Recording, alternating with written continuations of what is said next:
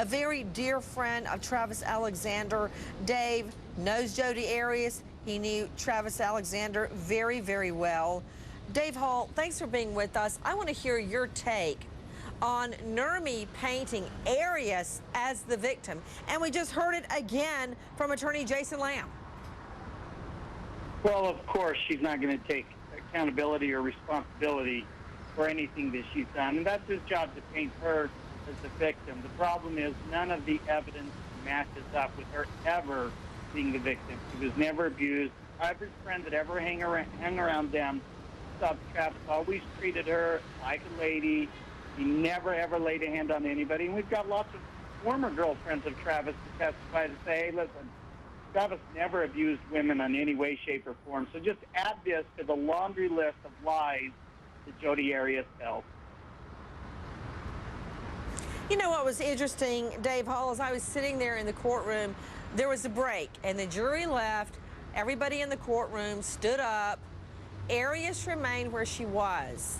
And she turned back to the gallery where we're all sitting, and she locked eyes with a young man sitting on the front row on her side of the courtroom. You know, it's like a wedding, the groom side and the bride side. I was actually sitting on Arias's side, and I noticed her look at him, and they were both doing stretches, turning back and forth like that in their places and smiling at each other.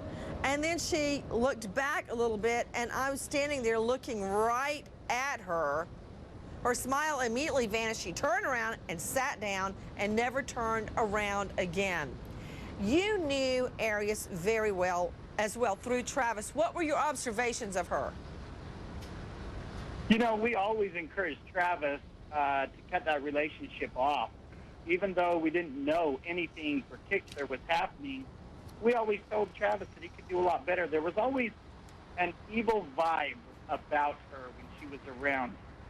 We just never trusted her intuitions. We knew that when his tires were being slashed, that she was behind that she was always snooping into his private social media sites and emails. She's not, you know, mentally challenged or anything. I think that's an insult to everybody out there that has some type of, you know, PTSD or something like that.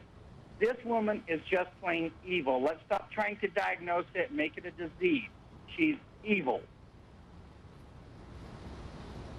You know, with me, everyone, and take your calls, Dave Hall. And I'm going to go out to the calls in just a minute, but I've got a question. And, you know, as a trial lawyer, we learned early on, Dave, never ask the question you don't know the answer to. But I'm going to do that right now. I want to know what you think the appropriate sentence is. And then I want to know what you think Travis in life would have believed would be the appropriate sentence. Well, I believe that the appropriate sentence is the death penalty, and if no other reason, even if it takes 20 years of appeals before it's overturned, there's a huge difference between the way somebody is treated that's sitting on death row, where they're in lockdown 23 hours a day, no family, no friends, no visitors, no privileges, as opposed to somebody that's in general population, that they're getting college degrees, they're starting clubs, they're doing all kinds of artsy projects with their friends.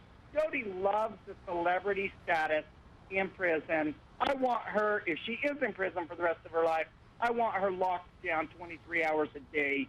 And I honestly believe that Travis would want the same thing, because she robbed Travis of the ability to have a wife, a family, and to be there for his friends and to experience the joys that we have in life today. She stole that from Travis, and she doesn't deserve another happy day on this earth. You know, Dave, when they were showing photos, and there was a photo of Travis Alexander, I don't know how, I've never seen it before, and he was lying there, and he looked like a boy. He was lying there naked on the bed, and yes, you could see his whole body, but that's not the part that struck me. The part that struck me was he was lying there so defenseless, and he had fallen asleep, Dave, He trusted her to the extent he was lying there. I could see his shoulders and his face and his neck, completely happy, and had fallen asleep. I guess right before he was killed. He looked so young and so innocent, Dave. Well, in addition to the knife and the gun that she used to kill him, another weapon was trust and fake love. She used these as weapons against my best friend.